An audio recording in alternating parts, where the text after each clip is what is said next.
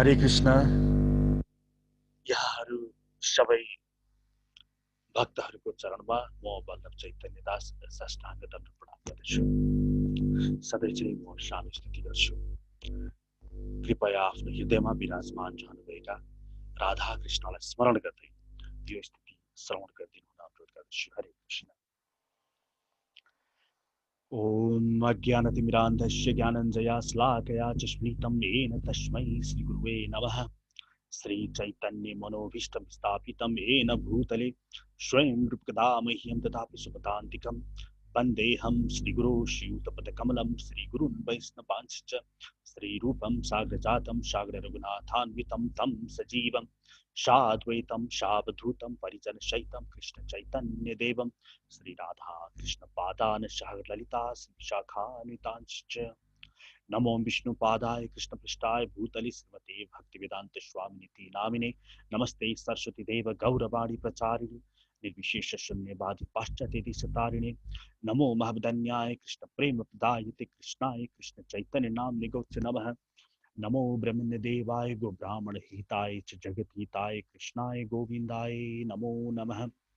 श्री कृष्ण चैतन्य प्रभु नित्यानंद श्री अद्वैत गदाधर श्रीवासादि गौर भक्त वृंद हे कृष्ण करुणा सिंधु दीन बंधु जगतपते गोपेश गोपिका कांत राधा कांत नमोस्तुते तप्त कांचन गौरांगी राधे वृंदावनेश्वरी वृषभानुसुते देवी प्रणमामि हरिप्रिय पंचतत्वात्मकं कृष्णं भक्तरूपं स्वरूपकं भक्तवतारं भक्ताख्यं नमामि भक्तशक्तिकं जयतां सुतपङ्गूर्मन्दमतेर्गति मत्सश्च पदाम्बुजो राधा मदनमोहनो वंशाकल्पतरुभ्यश्च कृपा सिन्धुभ्यैव च पतितानं पावनेभ्यो वैष्णवेभ्यो नमो नमः।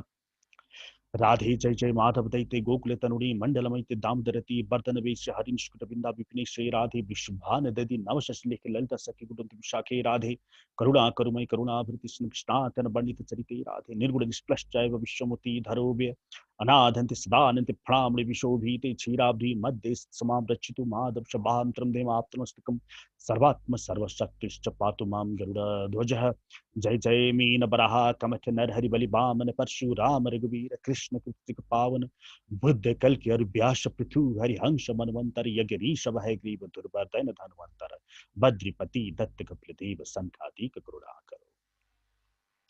ओम रामाय नमः, कृष्णाय नमः, विष्णवे नमः, नारायणाय नमः, ओम नमः शिवाय, ओम पार्वती पतये नमः, ओम गणेशाय नमः, ओम नरसिंहदेवाय नमः।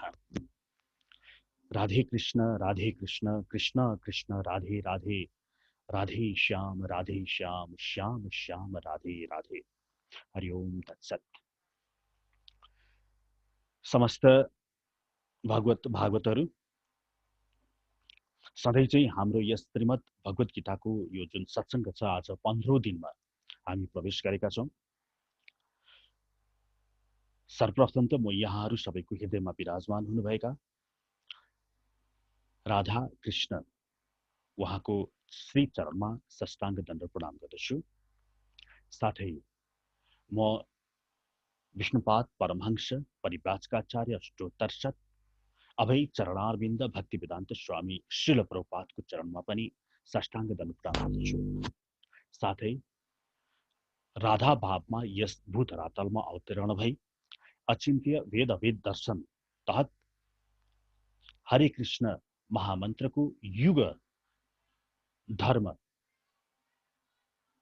को लागि यहाँ आउनुभएका स्वयं भगवान श्री हरि श्री कृष्ण भगवान श्री चैतन्य महाप्रभुको श्री चरणमा पनि म वल्लभ चैतन्य दास साष्टाङ्ग दण्ड प्रणाम गर्दछु।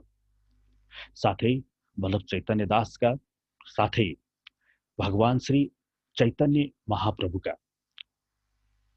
पार्षदहरू श्री रूप गोस्वामी, श्री सनातन गोस्वामी, श्री जीव गोस्वामी, श्री गोपाल भट्ट गोस्वामी, श्री रघुनाथ दास गोस्वामी र श्री रघुनाथ भट्ट गोस्वामी, यी षड गोस्वामीहरूको श्री चरणमा पनि यस तुच्छ वल्लभ चैतन्य दास साष्टाङ्ग दण्ड प्रणाम गर्दछु। हरे कृष्ण।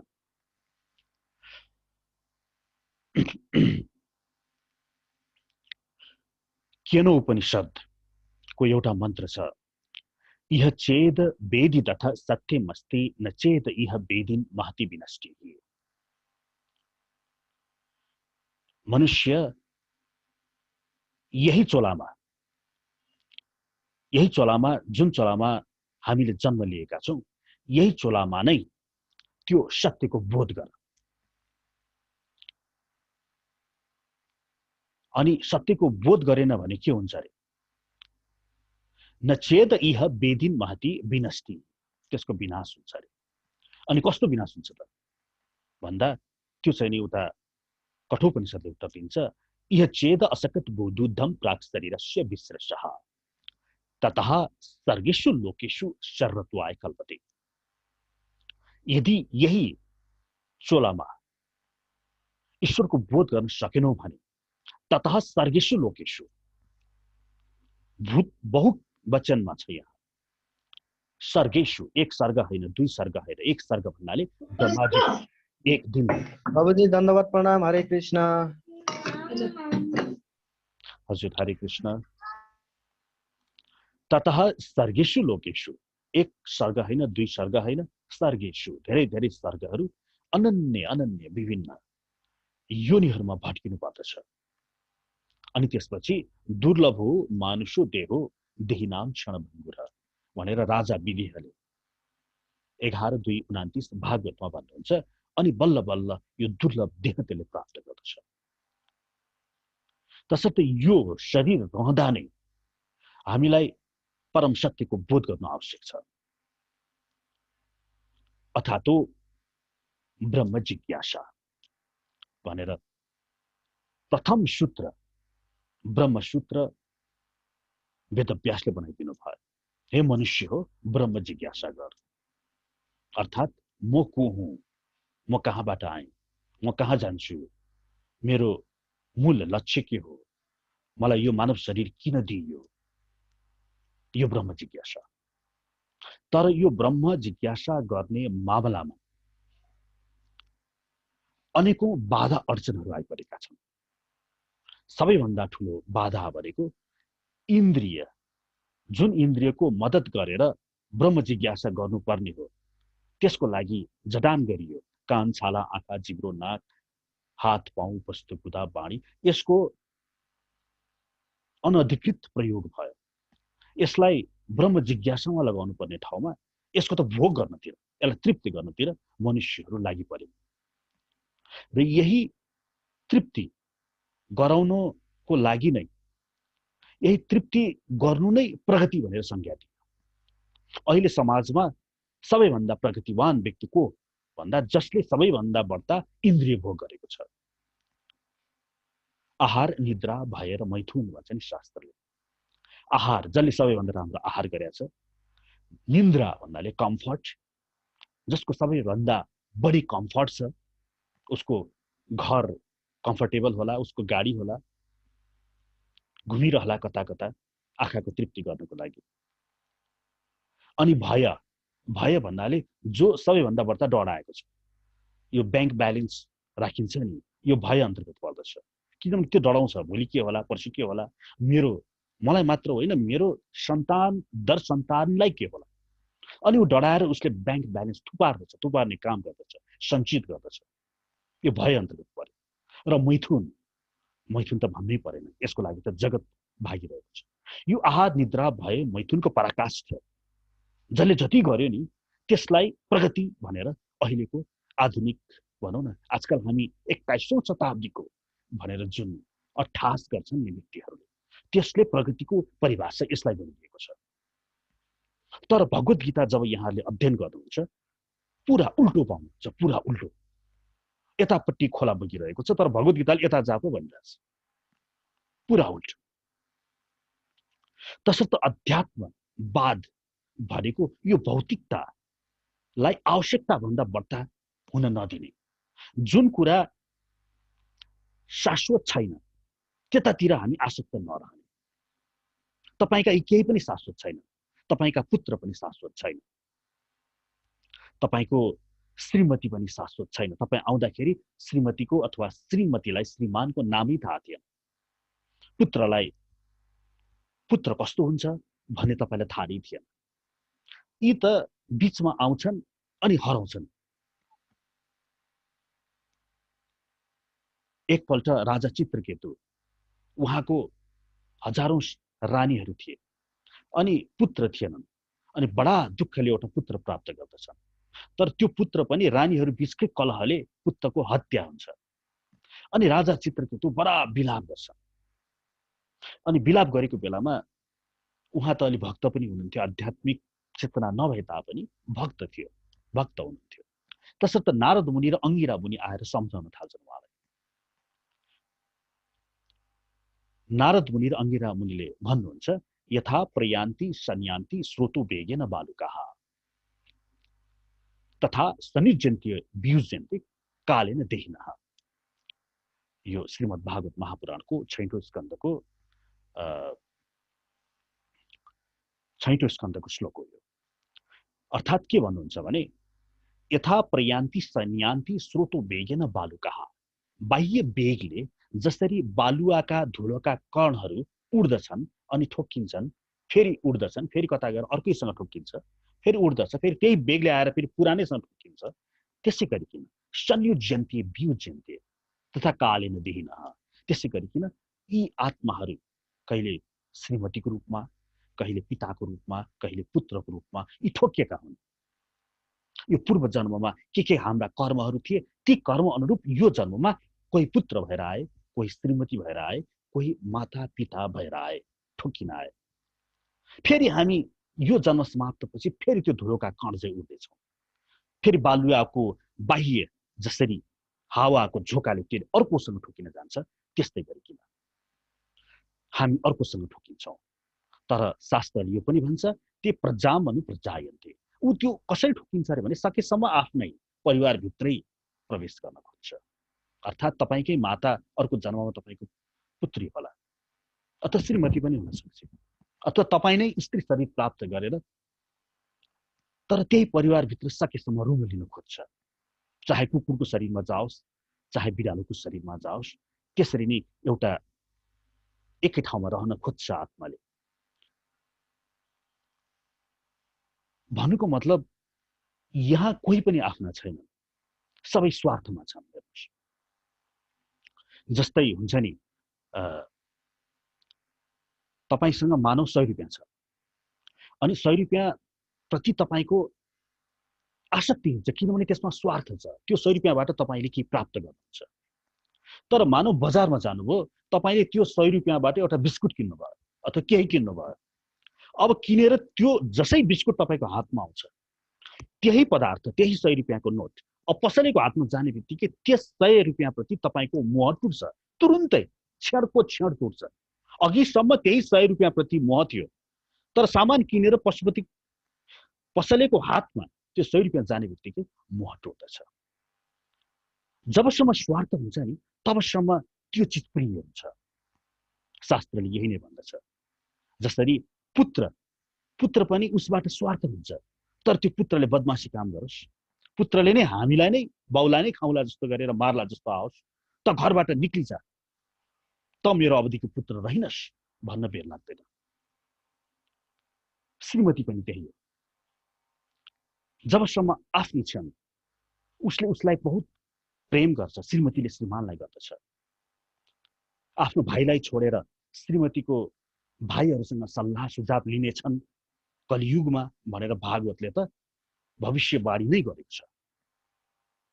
तर उसले यो बुझ्दैन कि उसलाई ज्वाइँ भनेर जुन सत्कार उसले पाएको छ, त्यो जबसम्म श्रीमती उसँग छे, उसको श्रीमतीलाई उसले त आश्रय दिएको छ नि, त्यो स्वार्थ बस मात्रै हो भनेर उसले बुझ्दैन। जुन दिन पारपाचुके हुन्छ, त्यो दिन त्यही ज्वाइँ नै सबैभन्दा ठुलो दुश्मन हुन्छ, उसले सबैभन्दा बढ्ता घृणा त्यहीबाट पाउँदछ। यो कुरा बुझ्दैन उसले। सबै स्वार्थमा छन्। वित्तात् पुत्रः प्रियः, आफ्नो व्यवसाय भन्दा पुत्र प्रिय हुन्छ अरे व्यक्तिलाई। यसको प्रमाण के अरे भने, पुत्र बिरामी भयो भने आफ्नो व्यवसाय पनि बेच्दिन्छ अरे। अनि पुत्रात् पिण्डः प्रियः अरे। अनि पुत्र भन्दा आफ्नो शरीर त्यसलाई बढ्ता प्रिय हुन्छ अरे। यसको प्रमाण के भने, घरमा गरिबी आयो भने त्यही पुत्रलाई अर्काको घरमा नोकर बनाउन पनि पठाउँछ अरे, र त्यो कमाइले खान्छ अरे। पिण्डात् तत् इन्द्रियम रे, आफ्नो शरीर भन्दा त्यसलाई आफ्नो इन्द्रियहरू प्रिय हुन्छ अरे। यसको प्रमाण के भने जब त्यसलाई बाह्य शक्तिले प्रहार गरिन्छ अर्थात् पिटिन्छ, आफ्नो इन्द्रिय आँखा कानले बचाउने प्रयास गर्छ अरे, बरु शरीरमा चोट लागोस्। इन्द्रियास्द प्राणः प्रिय अरे, फेरि यो इन्द्रिय भन्दा उसलाई प्राण प्रिय हुन्छ अरे। किनभने यसको प्रमाण जब कुनै उसले अपराध गर्दछ, राज्यबाट उसलाई यदि सजाय दिइयो भने उसले के भन्छ अरे, के भनेर याचना गर्छ अरे भने, बरु मेरो आँखा फुटाइदियो, मेरो हात काटिदियो, तर मेरो प्राण नल्याऊ भनेर याचना गर्छ अरे। अनि प्राणात आत्मा परहा प्रिय, अर्थात् प्राणभन्दा उसलाई आत्मा प्रिय हुन्छ अरे। यसको प्रमाण के भने जब उसलाई असाध्य रोग लाग्छ नि, अनि ईश्वरसँग प्रार्थना गर्दछ अरे, हे प्रभु बरु मेरो प्राणै लिदियो, म आत्मा यहाँबाट बाहिर जाउँ। यो पञ्चदशीको मन्त्र हो। नवा अरे पत्युह कामाय पति प्रियो भवत्य आत्मनस्तु कामाय पति प्रियो भवत्य। नवारे जायाये कामाय जाया प्रिया भवत्य आत्मनस्तु कामाय जाया प्रिया भवत्य। नवारे पुत्राणाम कामाय पुत्रः प्रिया भवत्य आत्मनस्तु कामाय पुत्रः प्रिया भवत्य। नवारे देवानां कामाय देवाः प्रिया भवत्य आत्मनस्तु कामाय देवाः प्रिया भवत्य। नवारे सर्वस्य कामाय सर्वं प्रियं भवत्य आत्मनस्तु कामाय सर्वं प्रियं भवत्य। यो बृहदारण्यक उपनिषदको मन्त्र हो। यहाँ याज्ञवल्क्य ऋषिले भन्नुहुन्छ, पतिलाई पत्नीको सुखको लागि पत्नी प्रिय हुँदैन, आत्मनस्तु कामाय आफ्नो सुखको लागि त्यो पत्नी प्रिय हुन्छ। अथवा त्यसै गरिकन पत्नीलाई पति पनि उसको सुखको लागि प्रिय हुँदैन, आफ्नो आत्मनस्तु कामाय पति प्रिय हुन्छ। त्यस्तै गरिकन वित्त व्यापार पनि त्यही हुन्छ अरे। सर्वस्य सर्वमा यस्तै हुन्छ अरे, स्वार्थ छ अरे। तसर्थ यस्तो यो संसार जहाँ वास्तवमा स्वार्थै स्वार्थ छ र त्यही स्वार्थ नै यो संसार हो। भगवानले माम उपेत्य दुःखालयम अशाश्वतम नाप्नन्ति महात्मनः भनेर 8औं अध्यायको 15औं श्लोकमा भन्नुहुन्छ नि, दुःखालयम अशाश्वतम। यो संसार कस्तो छ अरे, दुःखालय छ, अशाश्वत छ। बारीमा गएर हेर्नुहोस् त, त्यही गण्यौलालाई 1000वटा कमिलाले टोकिरहेको हुन्छ। ती सबै हामीले पार गरेर आइसक्यौँ। मृगलाई हेर्नुहोस् त कसरी बाघले खान्छ, पानी खान आएको हुन्छ त्यो, तर बाघले त्यसलाई खाइदिन्छ। त्यो पनि हामीले पार गरिसक्यौँ। यस्तो दुःखालय संसारमा अझ स्वार्थ खोजेर, सुख खोजेर, यहाँ सुख छँदै छैन, दुःखालय भनेर भगवानले घोषणा गरिदिनु भयो भने हामी किन लागि पर्छौँ? तसर्थ अध्यात्मवादको कुनै विकल्पै छैन। अध्यात्मवाद भनेको के हो त? यसको उपमा एउटा झिङ्गा र मौरीबाट लिन सकिन्छ। अध्यात्मवाद र भौतिकवाद के हो भनेर ठम्म्याएर बुझ्नुको लागि झिङ्गालाई हेर्नुहोस् त, झिङ्गा विष्टामा भन्किन्छ। अब त्यो झिङ्गालाई सन्तुष्ट पार्ने दुईवटा उपाय छ, एउटा भौतिकवादी उपाय, एउटा आध्यात्मिकवादी उपाय। अथवा यसरी भनौँ, सोझै हाम्रै भाषामा भन्दा झिङ्गालाई सन्तुष्ट पार्ने दुई उपाय छ। एउटा के भने त्यसले विष्टामा भन्किन्छ, त्यसलाई अझै रङ्गी बिरङ्गी विष्टाहरू उपलब्ध गराइदिन्छ। त्यो त्यता भन्कोस्, त्यता भन्कोस्, त्यता भन्कोस्, खुसीले भन्किन्छ। एउटा तरिका यो हो, झिङ्गा रमाउँछ त्यसमा। भने अर्को एउटा तरिका पनि छ। त्यो तरिका भने के भने झिङ्गालाई उसको चेतना स्तर वृद्धि गरिदियो। अब झिङ्गा रहेन, उसको चेतना नै माथि गयो। अब झिङ्गा के हुन्छ? मौरी हुन्छ। अब मौरी हुने बित्तिकै स्वतः त्यसले विष्टामा उसलाई भन्किन मनै लाग्दैन, ऊ त अब फुलमा भन्किन थाल्छ। हो, यसरी त्यो झिङ्गालाई विष्टामा भन्किन्छ, अझै विष्टा रङ्गी बिरङ्गी विभिन्न गन्धका विष्टाहरू उपलब्ध गराइने जुन प्रक्रिया छ त्यसलाई भौतिकवाद भनेर भनिन्छ। तपाईलाई इच्छा हुन्छ, मलाई आइफोन चाहियो, मलाई कार चाहियो, मलाई 5 तल्ले घर चाहियो, यी भौतिक इच्छाहरू। मलाई अमेरिका घुम्न जानु पर्यो, मलाई सुन्दर स्त्री चाहियो, यो अझै फुलफिल गरिदिने उसलाई, उसले जति चाहन्छ त्यसलाई थप फुलफिल गर्दैछ। यसरी ऊ यो कहिले पनि सन्तुष्ट हुँदैन, तर भन्किरहन्छ। एउटा तरिका यो हो। भने अर्को तरिका छ, त्यो व्यक्ति आध्यात्मिक चिन्तनद्वारा आफ्नो चेतनालाई त्यसले अभिवृद्धि गर्दछ र त्यो अर्को एउटा धरातलमा पुग्दछ। अब त्यो पुग्ने बित्तिकै ऊ आध्यात्मिक रूपमा उच्च धरातलमा पुगेपछि, उसको चेतना स्थल, उसको कन्सियसनेस नै बढिसकेपछि अब उसलाई ती पहिलाका भौतिक सामग्रीहरू जसमा ऊ भनिकिन चाहन्थ्यो, अब उसलाई त्यसमा आनन्द आउँदैन। उसलाई आफ्नै हेर्नुहोस् न, बालकमा हुँदाखेरि तपाईँ खेलौनामा खेल्नुहुन्थ्यो किनभने तपाईँको चेतना स्तर नै त्यस्तै थियो। तर अहिले तपाईँको चेतना अभिवृद्धि भएको छ, अब तपाईँलाई ती खेलौना मन पर्दैन। अनि जसै तपाईँ जवानबाट फेरि वृद्ध हुनुहुन्छ, तपाईँको चेतना अर्कै छ। फेरि त्यो जवानमा हुँदाखेरि गरिएको त्यो मोटरसाइकल घुवाइ घुवाइ गरेर कुदाइएको बेसरी त्यो देखेर दिक्क लाग्छ तपाईँलाई। अहिले के गरेका होला नि यी रुन्ठ्याउलेहरूले? एउटा प्रश्न गर्न चाहन्छु।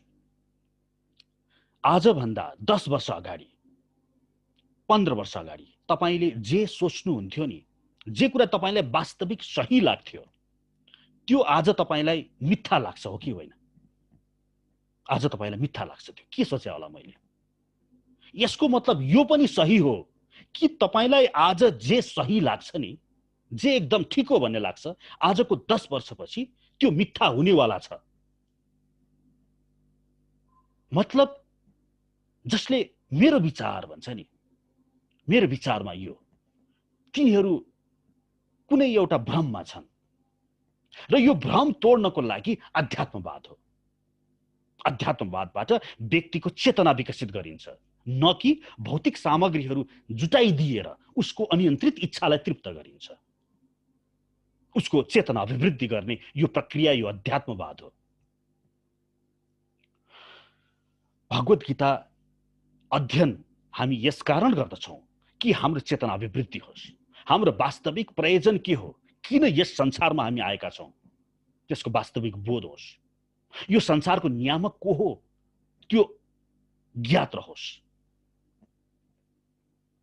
क्षरम प्रधानम अमृताक्षरम हरः क्षरात्मनो विशति देवो एकः। श्वेतासुत्र उपनिषद 1:10। यो क्षर र अक्षरलाई क्षरात्मनो विशते देवो एकः, विशते शासन गर्दछ रे, एक देख छ रे, एक देव छ रे। त्यो देवलाई हामी सबैलाई शासन गर्दछ रे। सर्वजीवे सर्वसंस्ते बृहन्ते अस्मिन् हंसो व्रह्मते ब्रह्मचक्रे पृथगात्मानं प्रीतारं च मत्वा जुष्टस्ततस्तेनामृतत्वमिति। श्वेतासुत्र उपनिषद 1:6। यो ब्रह्मचक्रमा हामी घुमिएका छौँ, पिल्सेका छौँ। तर त्यो यदि त्यस परम तत्त्वसँग जोड्न सक्छ भने अमृतत्वम, त्यो मुक्त हुन्छ रे। ज्ञा अज्ञौ द्वा अजा ईश अनिशवजा हैका भुक्तिर्भुक्तार्थिकता अनन्तश्चात्मा विश्वरूप है कर्ता त्रयं यदा विन्दते ब्रह्मं यतत्। श्वेतासुत्र उपनिषद 1:9। त्यो ज्ञानी छ रे, त्यो सर्वज्ञानी छ रे, यो अल्पज्ञानी छ रे। तर दुवै अजन्मा छन्, दुवै शाश्वत छन्। र त्यसबाट त्यो आकाशात्मा छ र त्यसबाट यी सबै जीवहरू चालित छन्। र तीनटा चिज छ रे, त्रयं यथा विन्दते ब्रह्मं यतत्। तीनटा छ रे ब्रह्म। एको ब्रह्म द्वितीयो नास्ति भनेर वेदले यता भनेको छ, तर यता तीनटा ब्रह्म भनेर त्यही ब्रह्मलाई तीन टुक्रामा विभाजित गराएर व्याख्या गर्ने प्रयास गर्यो उपनिषदले। एतज् ज्ञेयं नित्यमेव आत्मसंस्थं नातः परवेदितव्यं हि किञ्चित्।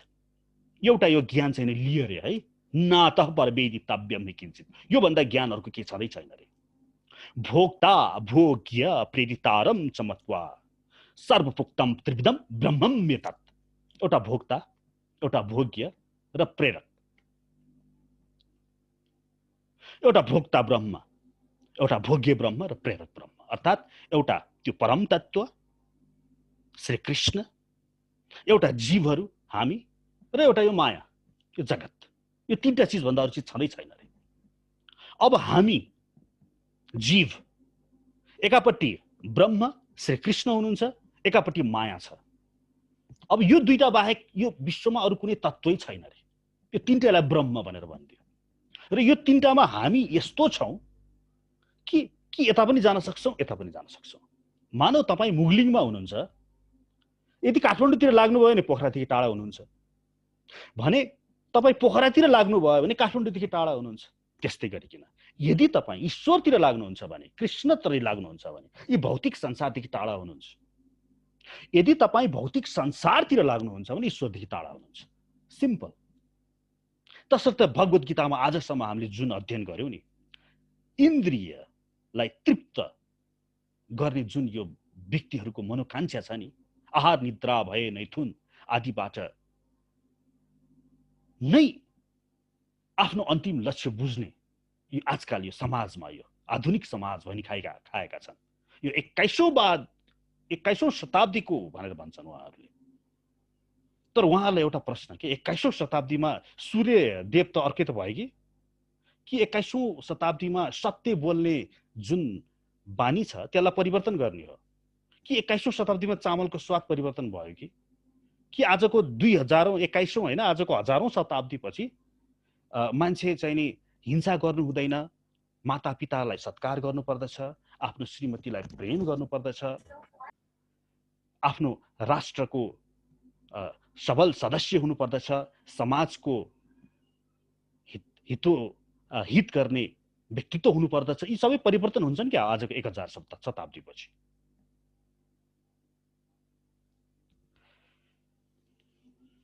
तसर्थ हामीले भगवत गीताको यी व्यापक कुराहरू अध्ययन गरिरहेका छौँ। अब हामी आजदेखि 6औं अध्याय सुरु गर्दैछौँ र 6औं अध्यायमा भगवानले केही पहिलाका श्लोकहरूमा यही जुन इन्द्रिय तृप्तिदेखि टाढा रहनु, आफ्नो इन्द्रियहरूलाई ईश्वरमा लगाउनु र श्रीकृष्ण भावित कर्म गर्नु। श्रीकृष्ण भावित कर्म भनेको सत्य बुझिसकेपछि, यो संसार कृष्णबाट चलायमान भइसकेपछि त बाँकी नै के रह्यो त? र कृष्णलाई चारैतिर देखेर आफ्नो कर्म गर्नु। यही कुराहरू नै केही आगामी श्लोकहरूमा पुनः उहाँहरूले रिपिट गर्नुहुन्छ, पुनः उहाँहरूले दोहोर्याउनु हुनेछ। 6औं अध्यायको पहिलो श्लोकमा भगवान भन्नुहुन्छ, कर्मफलप्रति अनासक्त रहने र आफ्नो कर्तव्यको पालन गर्ने व्यक्ति नै असली सन्यासी वा योगी हो। आगो नबाल्ने र कर्तव्य कर्म नगर्नाले कोही पनि सन्यासी वा योगी हुन सक्दैन। हे पाण्डुपुत्र, जसलाई सन्यास भनिन्छ त्यसैलाई तिमी योग हो भन्ने जान। योग भनेकै परम ब्रह्मसँग संयुक्त हुनु पुग्नु हो। अनि इन्द्रिय संयम नगरी कोही पनि योगी हुनै सक्दैन। यो जुन वर्णाश्रम पद्धति छ, यसमा ब्रह्मचर्य, गृहस्थ, वानप्रस्थ र सन्यास। हाम्रो जन्म नै वास्तवमा सन्यास आश्रमको लागि नै भएको हो। यहाँ कुनै विवाह गर्नको लागि, छोरी जन्माउनको लागि, भोज भतेर गर्नको लागि, अमेरिकामा गएर भिसा लिएर बस्नको लागि, मांसाहार गरेर, नशा सेवन गरेर, विभिन्न पिकनिक भोज आयोजना गरेर घुम्नको लागि, सगरमाथा भ्रमण गर्नको लागि तपाईको जन्म भएको होइन। अन्तिम लक्ष्य सन्यास हो। तर सन्यासमा जानको लागि त्यो शक्ति चाहियो नि। यसै सन्यास लिन्छु भनेर त भएन। सन्यास लिनको लागि पहिला त्यो अनुसार आफूलाई लायक बनाउनु पर्यो। 10 कक्षा जानको लागि 1 कक्षामा भर्ना हुनै पर्यो नि।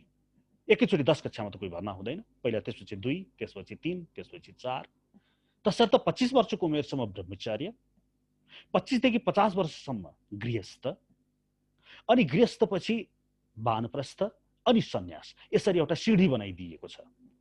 ब्रह्मचर्य आश्रममा व्यक्तिहरूले यी भगवत गीता लगायत शास्त्रका श्रुति स्मृति ज्ञानहरू लिन्छ। उसले थ्योरिटिकल अध्ययन गर्छ, म को हुँ, म कहाँबाट आएँ भन्ने कुरा, जुन हामीहरूले अहिले वृद्ध अवस्थामा गरिरहेका छौँ। यो भगवत गीताको अध्ययन त्यो त 25 वर्षको उमेरसम्म सकाइसक्नुपर्ने थियो। यो सबै 25 वर्षसम्मको उमेरमा सकाइसक्नुपर्ने थियो। त्यसपछि शास्त्रले के भन्छ भने अन्तिम लक्ष्य, जीवनको अन्तिम लक्ष्य नै सन्यास हो। भने शास्त्रले के भन्छ भने यदि पूर्ण ज्ञान तिमीलाई छ भने ब्रह्मचार्यबाट सोझै सन्यासमा जान पाइन्छ। तर यदि छैन, अझै मैले थ्योरिटिकल ज्ञान त लिएँ, शास्त्र त पढेँ, तर मलाई प्र्याक्टिकल्ली त मैले बुझेकै छैन भन्ने लाग्छ भने उसले गृहस्थ आश्रममा प्रवेश गर्न सक्दछ सन्यासबाट। अब ऊ गृहस्थ आश्रममा प्रवेश गर्दछ र गृहस्थ आश्रममा उसले बसेर जुन ब्रह्मचार्य आश्रममा उसले थ्योरिटिकल्ली अध्ययन गरेको थियो त्यसलाई अब प्रयोगात्मक रूपमा प्र्याक्टिकल्ली प्रयोग गर्नेछ 25 देखि 50 वर्षसम्म।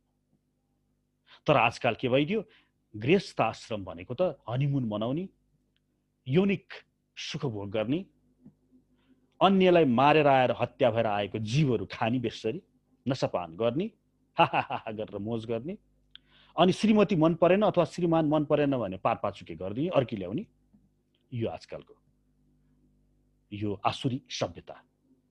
तर शास्त्र अनुसार बिहा गर्नको लागि पनि गृहस्थ होइन, गृहस्थ भनेको जुन ब्रह्मचार्यमा यहाँहरूले अध्ययन गर्नुभयो, हामीहरूले अध्ययन गर्यौं शास्त्रको, त्यसलाई प्र्याक्टिकल्ली प्रयोग गर्नको लागि, अर्थात् इन्द्रिय निग्रहको प्र्याक्टिस, जुन भगवानले भन्नुहुन्छ नि कृष्ण भावना भावित कर्म, त्यसको लागि गृहस्थ आश्रम हो। अर्थात् तपाईले अब के गर्नुहुन्छ, आफूलाई श्री कृष्णको यस विशाल ब्रह्माण्डमा आफूलाई उनको नोकरी गरिरहेको भान गर्नुहुन्छ। अब श्रीमतीलाई, पुत्रलाई, बुवा आमालाई कसरी हेर्नुहुन्छ तपाईले? यी आत्माहरूसँग म यो जन्ममा मेरा पूर्व कर्महरूका कारण के लेनदेन थियो, यो जन्ममा ठोकिन आएको भनेर यहाँहरूले त्यसरी सत्य बोध गर्नुहुन्छ। अनि त्यही अनुरूप आफ्नो माताको कर्तव्यनिष्ठ भएर सेवा गर्नुहुन्छ। मेरो माता, मेरो पिता भनेर त्यो शरीरलाई होइन, यो शरीरको माता पिता उहाँ अवश्य हो, तर तपाईँ शरीर भनेको यो जन्मको लागि मात्रै हो। तसर्थ त्यही अनुरूप माता पितालाई जे लौकिक धर्म भनिएको छ त्यसरी सेवा गर्नुहुन्छ। आफ्नो भाइलाई, आफ्नो पुत्रलाई दाइ भनेर, भ्राता भनेर तपाईले भ्रातीय कर्तव्यहरू पूरा गर्नुहुन्छ। तपाईले आफ्नो पुत्रलाई मलजल गर्नुहुन्छ कि यो त कृष्णको अंश हो, जसको रेखदेख गर्न मलाई कृष्णले पठाइदिए, यो भाव लिएर यसरी जताततै कृष्णलाई केन्द्रमा राखेर कार्य गर्नुहुन्छ तपाईले गृहस्थ आश्रममा। यसको लागि गृहस्थ आश्रम हो। अब जसै 50 वर्ष हुन्छ, 50 वर्ष पुरा भएपछि तपाईँ सन्यासमा जान लायक हुनुभयो, तर गृहस्थ आश्रममा दोषहरू छन्, व्यक्ति भोगी भइसकेको हुन्छ। त्यो भोगीपनबाट हटाउनको लागि केही वर्ष उसलाई वानप्रस्थमा प्रवेश गर्ने विधि शास्त्रले बताइदिएको छ। अब ऊ वानप्रस्थमा बसेर त्यो दोषहरूलाई निरूपण गर्दछ। वानप्रस्थ जति लामो पनि हुन सक्छ, 50 वर्षदेखि बढीमा 75 वर्षसम्म हुन सक्छ, अथवा 50 देखि 51 वर्ष, एकै वर्ष पनि हुन सक्छ। अर्थात् सैनिकमा भर्ना हुन जानुभन्दा अगाडि 16 महिने 17 महिने ट्रेनिङ हुन्छ नि। वास्तविक सैनिकमा जानुभन्दा अगाडि ट्रेनिङ हुन्छ, त्यो ट्रेनिङ हो वानप्रस्थ भनेको, सन्यासमा जानुभन्दा पहिलाको ट्रेनिङ। र यो ट्रेनिङ पुरा गरेपछि अब सन्यासमा जानुहुन्छ। सन्यासमा यहाँहरूले पूर्ण रूपमा श्रीकृष्णको भक्ति साधना गर्नुहुन्छ। तसर्थ भगवानले यहाँ सन्यासी हुनको लागि आवश्यक गुणहरू के छन्, जसलाई सन्यास भनिन्छ, त्यसैलाई तिमी योग हो भन्ने जान। अर्थात् योग भनेको नि यो सन्यासको अवस्थासम्म आफूलाई पुर्याउने। तर यहाँनिर एउटा सानो विचलित पार्ने मान्छेलाई अलिकति के भ्रमित केले पार्न सक्छ भने, कलियुगको लागि सन्यास वर्जित छ भनेर पनि भनिएको छ।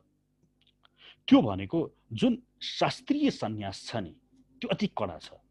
जङ्गलमै गएर बस्नुपर्ने, अथवा क्षेत्रीयहरूलाई त शास्त्रीय सन्यास अनुसार हिमालयमा गएर पग लिएर त्यही शरीर छोडिदिनु पर्ने, त्यतिसम्मको कडा छ सन्यास। तर त्यो प्रकारका सन्यासहरू वर्जित हो, बलि प्रथा वर्जित हो र नियोग प्रथा वर्जित हो भनेर चैतन्य महाप्रभुले भनिदिनु भएको। तैपनि हाल पनि हामीले सन्यास नै बोल्छौँ नाम गर्दाखेरि, तर उहाँहरू सन्यास लिनुहुन्छ तर जङ्गलमा गएर त्यसरी बस्नुहुन्न। उहाँहरू घरबारदेखि अवश्य पनि अनासक्त रहनुहुन्छ, तर भगवानको गोष्ठीमै रहनुहुन्छ, भगवानकै नाम प्रचार गर्नुहुन्छ। यसलाई पनि सन्यास भनेर नै हामीले बोल्ने चलन छ। हरे कृष्ण। अष्टाङ्ग योगका नयाँ साधकहरूका लागि कर्म नै आत्म उन्नतिको साधन हो भने योग सिद्ध पुरुषका लागि समस्त भौतिक क्रियाकलापहरूको परित्याग नै त्यो साधन हो। यहाँ अष्टाङ्ग योगको विधि गरेर इन्द्रियहरूलाई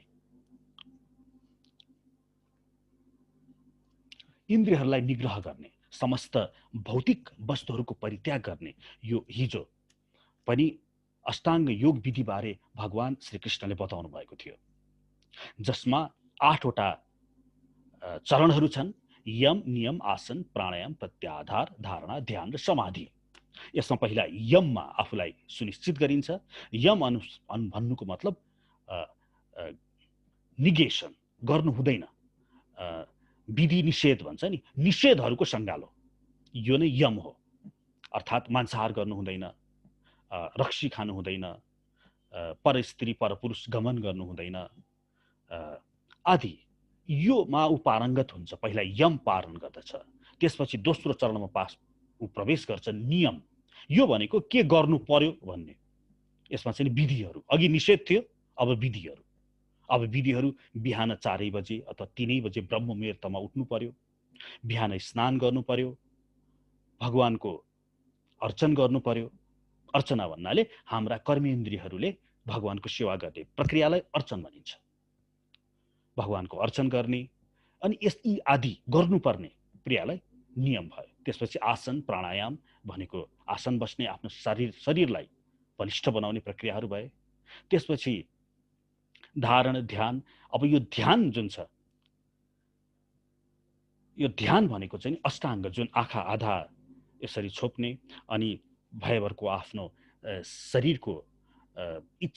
शरीरको मनलाई आज्ञा चक्रमा ल्याएर राख्ने, यो जुन भगवानले बताउनु भएको थियो, यही भगवानले भगवान श्री चैतन्य महाप्रभु भएर आउनुभयो उहाँ, र यस कलिकालको लागि उहाँले विधि बताएर जानुभएको छ।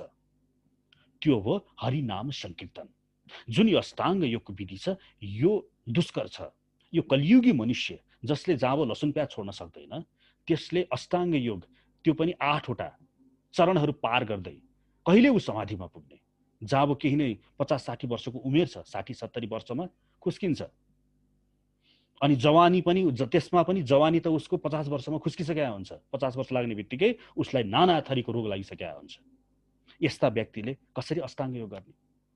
तसर्थ भगवान श्री चैतन्य महाप्रभुले समस्त, चाहे के वृद्ध, के बालक, के युवा, के रोगी, सबैले गर्न सक्ने हरिनाम संकीर्तनको योग विधि लिएर आउनु भयो, जसमा साधकले हरे कृष्ण कृष्ण कृष्ण हरे हरे, हरे राम राम राम हरे हरे, यो महामन्त्रको प्रयोग गर्दै मस्त रहन्छ।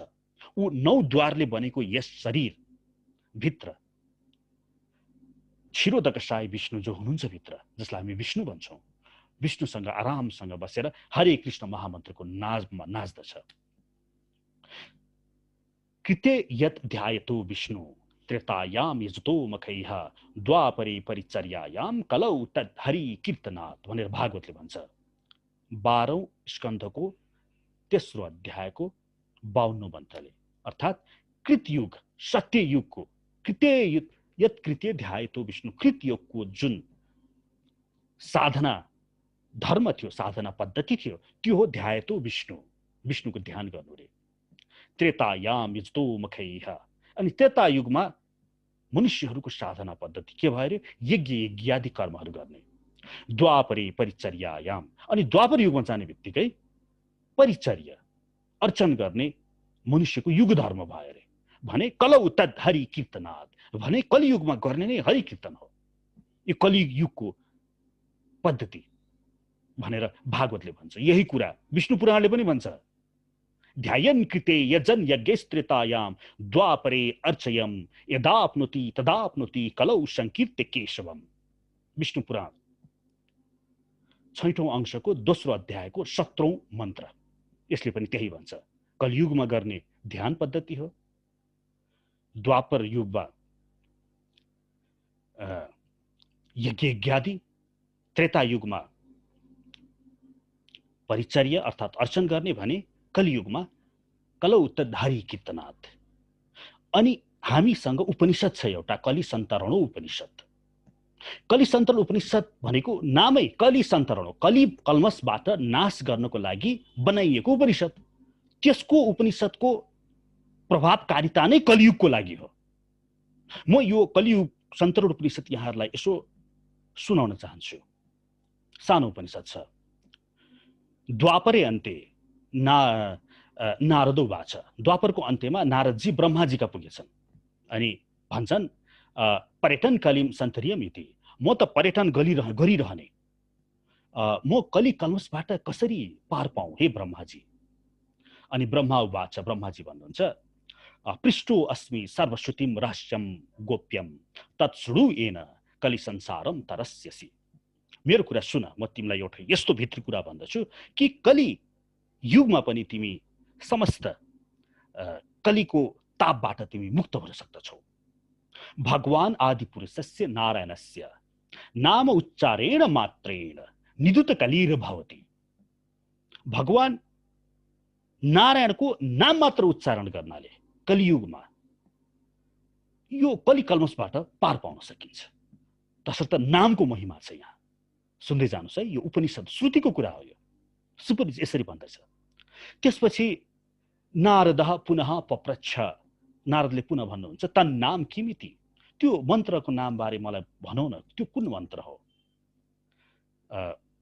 सह उवाच हिरण्यगर्भः, त्यसपछि हिरण्यगर्भ ब्रह्माजीले भन्नुहुन्छ, हरे कृष्ण कृष्ण कृष्ण हरे हरे, हरे राम राम राम हरे हरे।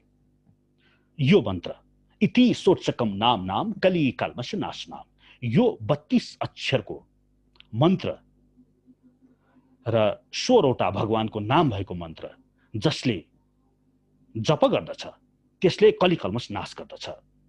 इति सोच्चकलावृतस्य जीवस्य आवरण विनाशनम। अनि यसले के गर्दछ अरे भने यो कलियुगका मनुष्यहरूले 16वटा ज्याकेट भनौँ न, ज्याकेट लगाएका छन् रे के, काम क्रोध लोभ मोह मद मात्सर्य आदि विभिन्न ज्याकेट, यति मोटो ज्याकेट लगाएको छ। यो मन्त्रको जप गर्नाले यसले कोतर्छ अरे यो ज्याकेटलाई, अनि त्यो नष्ट हुन्छ अरे। अनि ततः प्रकाशते परम ब्रह्म, अनि के हुन्छ अरे भने त्यो परम ब्रह्म देखा पर्दछ अरे यो काम क्रोध लोभ मोहको ज्याकेट फुकालिदिएपछि। मेघा पाए रवि रश्मि मण्डलीवती, जसरी मेघ छर्दछ नि अनि सूर्य भगवान देखा पर्दछ, सूर्यको त्यो मण्डल देखा पर्दछ, त्यस्तै गरिकन हरि देखा पर्दछ अरे। अनि त्यसपछि नारदः पुनः पप्रच्छ, फेरि नारदले भन्नुहुन्छ, को अस्य विधिरीति। अब मैले विधिरीतिको कुरा आयो, जुन अष्टाङ्ग योगको लागि साधनालाई तपाईले देख्नुभयो, यम नियम आसन प्राणायाम प्रत्याधार धारण ध्यान, त्यहाँसम्म पुग्नको लागि 5वटा त स्टेप पार गर्नुपर्छ भने यो कलि सन्तरण उपनिषदले के भन्छ भने यो हरिनाम संकीर्तन गर्नको लागि के विधिरीति छ, यसको विधिरीति के छ त, को अस्य विधिरीति भनेर नारदले प्रश्न गर्दा ब्रह्माजी भन्नुहुन्छ, नास्य विधिरीति, यसको विधिरीति नै छैन। सर्वदा सुचिर वा पठत ब्राह्मणः सलोकताम समीपताम स्वरूपताम सायुज्यम इति। साधारण शुद्धता बारेर जसले हरे कृष्ण कृष्ण कृष्ण हरे हरे, हरे राम राम राम हरे हरे यो मन्त्रको जाप गर्दछ, त्यसले सलोकताम सालोक्य, स्वरूपताम सारूप्य, समीपताम सामीप्य र सायुज्यताम सायुज्य मुक्ति स्वतः प्राप्त गर्दछ अरे। यदा सोचकस्य अर्धत्रिकोटिर जपति तदा, तर यहाँ भन्नुहुन्छ स अर्धत्रिकोटिर जपति तदा, जसले अर्ध भनेको आधा, त्रिकोटी भनेको 3 करोड, यो मन्त्रलाई 3.5 करोड चोटि जसले जप गर्दछ अब मन्त्र सिद्धि हुन्छ अरे।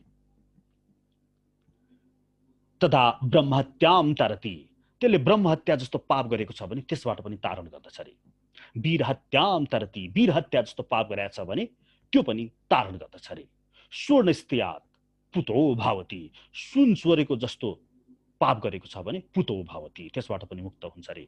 वृषली गमनात् पुतो भावती, वृषली गमात् पर स्त्री पर पुरुषको यो लसपसमा परेको छ भने, त्यस्तो अपराध गरेको छ भने पनि पुतो भावती, पार हुन्छ अरे।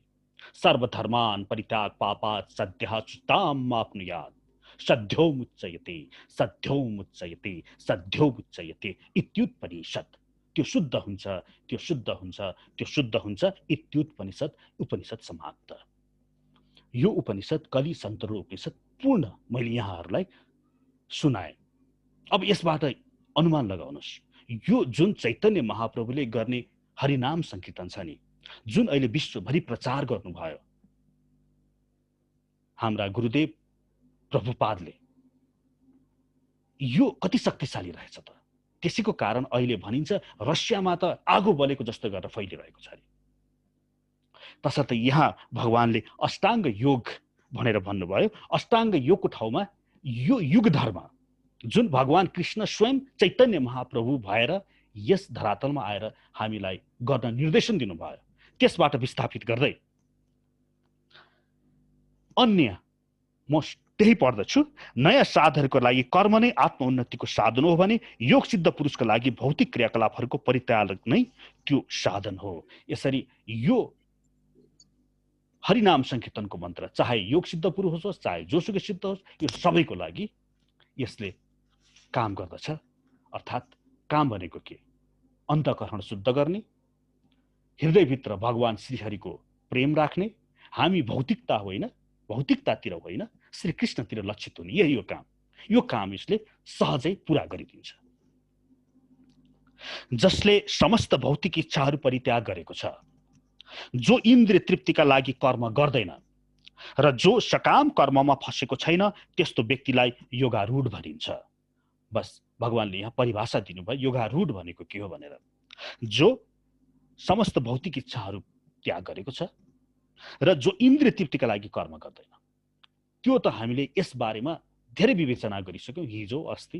तर त्यस्तो व्यक्तिलाई योगारूढ भनेर भगवानले परिभाषा दिनुभयो। त्यसपछि अब अगाडि भगवानले भन्नुहुन्छ उद्धरे आत्मना आत्मना न आत्मनम अभिशाय आत्मा एव आत्मनो बन्धुर आत्मा एव रिपु आत्मनः। अब यहाँ भगवानले नयाँ निर्देशन दिनुभयो। उद्धरे आत्मना आत्मना न आत्मनम अभिशादयत। हे अर्जुन, अब त आफ्नो उद्धार गर। कसरी गर्ने त भन्दा आफ्नै मनको शक्ति वेग प्रयोग गरेर आफ्नो उद्धार गर।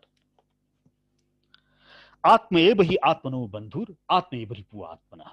अर्थात् यो मन जुन तेरो छ, यो तेरो साथी पनि हो रे, दुश्मन पनि हो रे।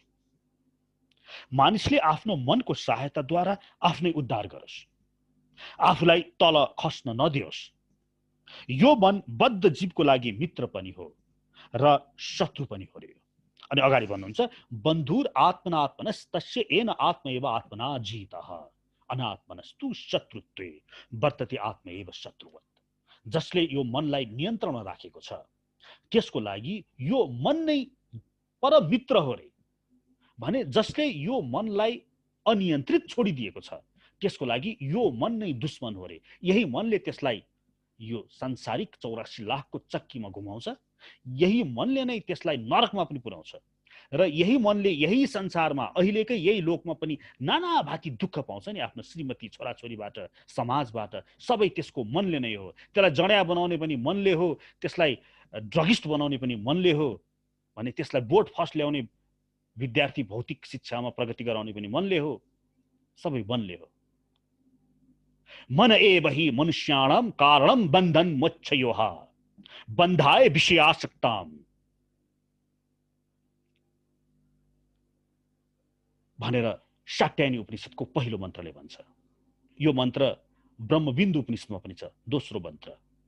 यो मन्त्र मैत्रेय उपनिषदमा पनि छ 6:34। यो मन्त्र उत्तर तापनी उपनिषदमा पनि छ 5:3। यो मन्त्र नारद पुराणमा पनि छ। अर्थात् भन्न खोजेको कुरा भने के भने, यो मन एव हि मनुष्याणाम कारणम बन्धन मोक्ष। मन भनेको मन, एव भनेको त्यही मात्रै, हि भनेको झन् त्यसमा अझै शेष लगाइदियो। मनुष्याणा मनुष्यहरूको बन्धन र मोक्षको कारण हो। बन्धाय विषयासक्तम, जसले विषयमा आसक्त भयो। विषय भनेको शब्द स्पर्श रूप रस गन्ध, यो चाहिँ कान छाला आँखा जिब्रो नाकको बाट यसका विषयहरू जसमा यसमा लाग्यो त्यो बाँधियो भने जो ईश्वरतिर लाग्यो त्यो मुक्त भयो। यो मन्त्र शास्त्रमा जताततै पाइन्छ। भन्नुको मतलब शास्त्रले कराई कराई चिच्याई हामीलाई के भनिरहेछ भने तेरो मन नै हो है सबै चिज भनेर। चित्तमे एव हि संसारः, महो उपनिषदले भन्छ। मन एव हि जगत् सर्वम, मन एव हि महारिपु, मन एव हि संसारो, मन एव हि जगत्त्रयम्, मन एव हि संस्कारो, मन एव हि जीवकः, मन एवहि चित्तश्च मनहङ्कार एव च। तेजो बिन्दु उपनिषदको 5औं अध्यायमा यी मन्त्रहरू लेखिएका छन्। यो मन नै सबै हो रे। यो जगत त्रयमय जगत पनि मन हो रे। मन नै संस्कार हो रे। मन नै जीवन हो रे। मन नै महारिपु हो। सबैभन्दा दुश्मन पनि त्यही मन नै हो रे। अर्थात् मनको बारेमा यहाँ भगवानले पनि त्यही भन्नुहुन्छ, हे अर्जुन, तिमी आफ्नो मनलाई प्रयोग गर, आफ्नै उद्धार गर। अनि अगाडि भन्नुहुन्छ, बन्धुर आत्मनात्मनस्तस्य येन आत्मैव आत्मना जितः। जितेकोले, जसले यो मनलाई जित्दछ नि, हो त्यसलाई यो मन साथी हो, परम मित्र हो भने यो मनलाई जे पाए त्यही गरेर छोडिदिएको, त्यसको लागि यो मन दुश्मन हो। कठोपनिषदले पनि भनेको थियो नि, जुन हामीले मन्त्र हिजो पनि मञ्चन गरेका थियौं, आत्मानं रथितं विद्धि शरीरं रथमेव च, बुद्धिं तु सारथिं विद्धि मनः प्रग्रहमेव च, इन्द्रियाणि हि यानाहुर् विषयस्तेषु गोचरान् आत्म इन्द्रिय मनोयुक्त भक्तित्याहुर् मनीषिणा। कठोपनिषद यमराजले नचिकेतालाई भनेको 1:3:3 1:3:4। यहाँ के छ भने यो शरीरलाई रथरूपी शरीर मान्नुस् रे। अनि यसका यी इन्द्रियहरू, त्यो रथको घोडाहरू छ नि, घोडा भनेको इन्द्रिय हो रे। हाम्रो कान, छाला, आँखा, जिब्रो, नाक, हात, पाउ, उपस्थ, गुदा, बाणी, यो 10वटा घोडाहरू चाहिँ नि त्यो रथको इन्द्रियहरू हो रे। भने त्यो घोडाहरूको लगाम हुन्छ नि, लगाम प्रग्रहमेव च मनः, त्यो लगाम भनेको चाहिँ नि मन हो रे। अनि त्यो लगामलाई जसले पक्रेको हुन्छ त्यो सारथी, त्यो भनेको बुद्धि हो रे। अनि यो जुन रथ छ, त्यो रथमा जो बस्नु भएको छ, त्यो रथी, त्यो चाहिँ नि तपाईँ आत्मा। अब यस्तो शरीर रूपी यो रथ छ, यसलाई कुदाएर चाहिँ नि श्री कृष्णका लानुछ हामीलाई। तर संसारमा के भइरहेको छ, यो रथको घोडाहरू हेर्नुस् त। यो घोडा एउटा एकातिर फर्किया छ। यो आँखाको घोडा चाहिँ नि के भन्छ, यसले अमेरिका जानु पर्यो, भ्रमणमा जानु पर्यो, हाइकिङ गर्न जानु पर्यो, हाइकिङ। अनि हिमालको चाहिँ सिनहरू हेर्न जानु पर्यो। आँखाको घोडा चाहिँ यतातिर चाहिँ जतिखेर पनि जाउँ जाउँ भन्छ। अब जिब्रोको कुरै छोडिदिउँ, उसलाई त अहिले यो लकडाउन भएको छ, उसलाई त रेस्टुरेन्ट नजान पाए। यो रेस्टुरेन्ट बाजी भन्ने एउटा ठुलो रोग छ, रोग हो यो। यसले मान्छेको शरीर स्वास्थ्य पनि खतम पार्छ, पैसा पनि खतम पार्छ। यो रेस्टुरेन्ट बाजी, घरको शुद्ध खाना छोडेर कहाँ कहाँ गएर मांसाहार गरेर, त्यो पनि अर्काको कसकसको के गरेर पकाएको हुन्छ। अनि त्यो जिब्रो, यो घोडा कुनै कता फर्किया छ। अनि त्यो कानको घोडा चाहिँ नि, ओहो आज कन्सर्ट सुन्न जाने होइन। अनि विभिन्न किसिमका हिन्दी फिल्मी नचाहिने गीतहरू। सङ्गीत भनेको त स्वयं भगवान शिवजीले कृष्णको बढाइ गर्नको लागि सृजना गर्नुभएको रागहरू सङ्गीत हो। अब त्यसलाई अहिले मैंने इल्लु इल्लु क्या है, इल्लु का मतलब क्या है भनेर गायो। अनि त्यसपछि त्यो कुहो कुहो एउटा मासुको शरीर, त्यसभित्र दिशा पिसाब सबै हुन्छ। त्यो केही न केही बाहिरबाट यसो छालाले बिरिएको शरीरमा आसक्त भयो।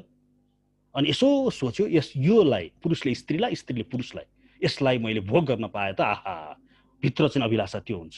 तर त्यसलाई चाहिँ नि उसले मुखबाट चाहिँ त्यो भन्न त मिलेन। अनि आई लभ यु भन्छ। अनि यिनीहरू दुईजना त्यो हिन्दी फिल्ममा चाहिँ नि मैंने प्यार किया गर्न थाल्छन्। यस्तो किसिमको चाहिँ नि समाजमा त्यसैको बढावा हुन्छ। फेरि प्रत्येक टेलिभिजनबाट, एडभर्टाइजमेन्टबाट यसैको बढावा हुन्छ। रामायण, गीता, महाभारत पढ्दै हाम्रो बाल्यकाल हुर्किनु पर्नेमा हिन्दी फिल्म हेर्दै हाम्रो हुर्क्याइ भयो। अनि बुद्धि कहाँ हुन्छ? अनि त्यसपछि त्यसले छोडिदियो मलाई भन्यो। अनि पासो लगाएर फेसबुकमै लाइभ गरेर झुन्डेर मर्यो। यो शरीर कति दुःखले प्राप्त भएको छ केही थाहा छैन त्यसलाई। अनि पासो लगाएर मर्ने बित्तिकै तुरुन्तै त्यो के हुन्छ? प्रेत भन्छ। त्यसको यो शरीर मात्रै नाश हुन्छ, त्यसको आत्मा त सट्ट बाहिर निस्किन्छ। अब त्यसले गर्छ के? त्यसले यही भौतारिनु पर्छ बिना शरीर। भोक लाग्छ, के खाने? छैन, मुखै छैन, शरीर भए पो खाने त। अङ्कमाल गर्न लाग्छ, के गर्ने त्यो वायु शरीरले? उसले त्यही आफ्नो जसको लागि झुन्डेर मर्या थियो त्यसैलाई अर्कै कति कति युवती अथवा युवकहरूसँग अङ्कलमाल भएको देख्छ।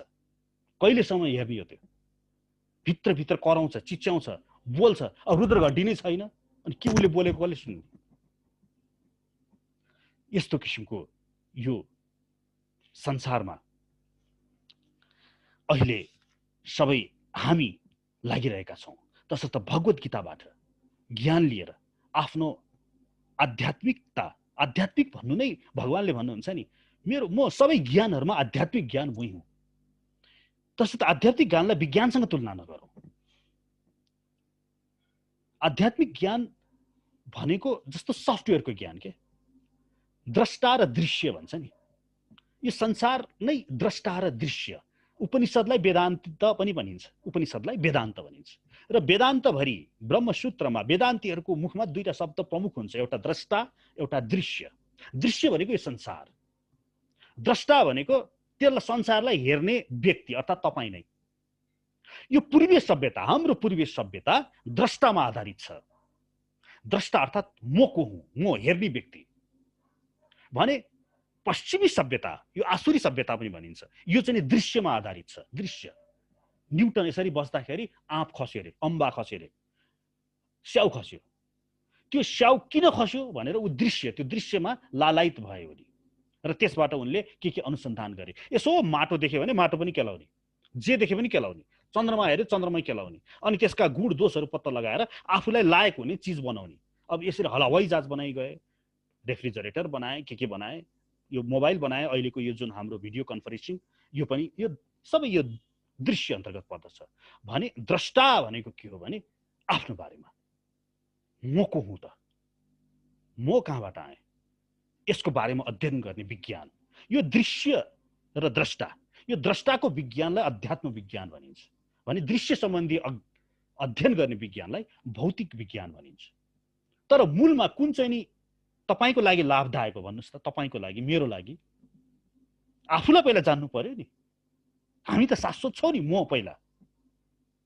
दुईटै महत्त्वपूर्ण छ, दुईटै राम्रो छ, दुईटै जान्नु पर्दछ।